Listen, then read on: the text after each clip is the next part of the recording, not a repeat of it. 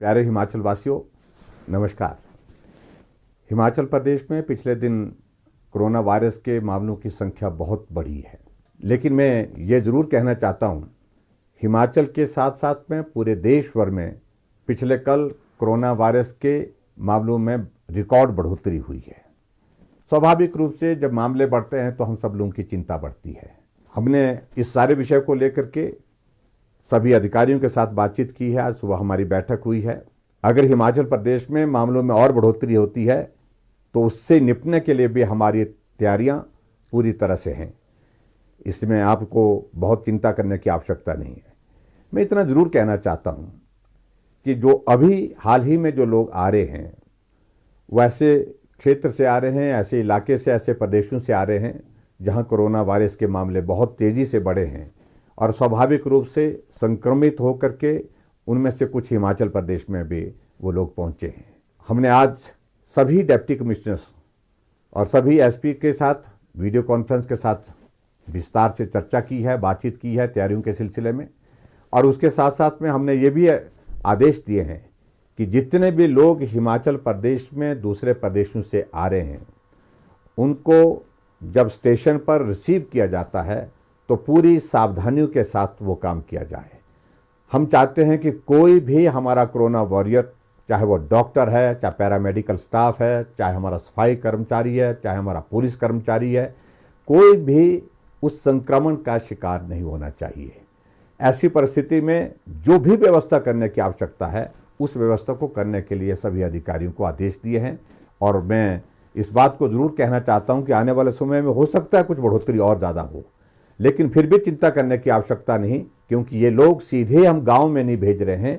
इन लोगों को institutional quarantine की सुविधा में हम कुछ दिन तक रखेंगे।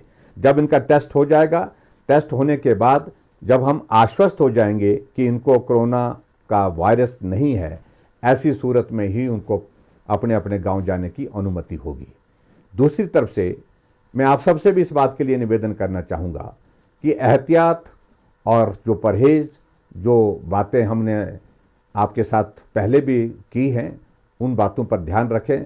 मेरा उन सभी भाई बहनों से, उन बच्चों से जो हिमाचल प्रदेश में इस संकट के दौर में दूसरे प्रदेशों से आ रहे हैं, अपने घर पहुंचने की उनकी बहुत इच्छा होगी स्वाभाविक रूप से। मैं उनसे निवेदन करना चाहूँगा कि वो भी हिमाचल प्रदेश में आने के पश्चात तमाम जो सारी बातें जो आवश्यक हैं कोरोना वायरस से सावधानियों की दृष्टि से, उनका पालन करें। अगर आपको प्रशासन इस बात के लिए आग्रह करता है कि आपको इंस्टीट्यूशनल क्वारंटीन में होना पड़ेगा, आपका टेस्ट 2 दिन या 5 दिन के बाद होगा, उसका इंतज़ार करें। मैं इस बात से सहमत हूं कि थोड़ी परेशानी आपको ज़रूर होगी, क्योंकि जिस प्रकार की सुविधा आपको घर में मिलेगी, जिस प्रकार की सुविधा में शायद आप पहले थे, उस प्रकार की सुविधा में आप वर्तमान में उस स्थिति में नहीं हो पाएंगे। अगर हम क्वारंटीन की बात करते हैं तो ऐसी सूरत में थोड़ा वक्त आपको परेशानी जरूर होगी, लेकिन वो परेशानी आपको संक्रमण से रोकने में मददगार होगी और आपके परिवार को भी और समाज को भी। और हमारा लक्ष्य है कि हिमाचल प्रदेश में हिमाचल का निवासी आने के बाद स्वस्थ होकर के रहे। ऐसी परिस्थिति में मेरा विनम्र निवेदन फिर से आप सबसे है कि आप आए हैं हिमाचल प्रदेश, आपको ऐसे संकट के दौर में हिमाचल प्रदेश सरकार की ओर से लाने के लिए जो प्रयत्न किया है, उस प्रयत्न को ध्यान में रखते हुए हिमाचल प्रदेश के लोगों के लिए भी आप सहयोग दें ताकि कोरोना वायरस को हम रोक सकें।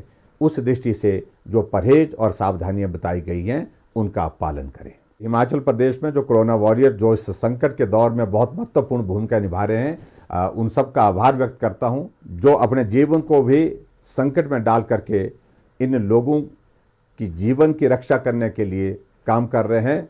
चाहे वो डॉक्टर्स हैं, चाहे पैरामेडिकल स्टाफ हैं, चाहे सफाई कर्मचारी हैं, चाहे पुलिस कर्मचारी हैं, चाहे हमारे एम्बुलेंस के ड्राइवर्स हैं, उन सब का भी आभार व्यक्त करता हूं। और ख़ास तौर से मैं उनका भी आभार व्यक्त करता हूं जो हमारी बसें के ड्राइवर्स हैं। इन बच्चों को, इन लोगों को लाने ले जाने में जो है मदद कर रही हैं, उनका भी मैं आभार व्यक्त करता हूं, क्योंकि आप सबके सहयोग से ही हम आगे बढ़ सकते हैं, हम इस लड़ाई को लड़ करके जीत सकते हैं। इसके लिए आप सबका बहुत बहुत आभार, धन्यवाद, नमस्कार, जय हिंद।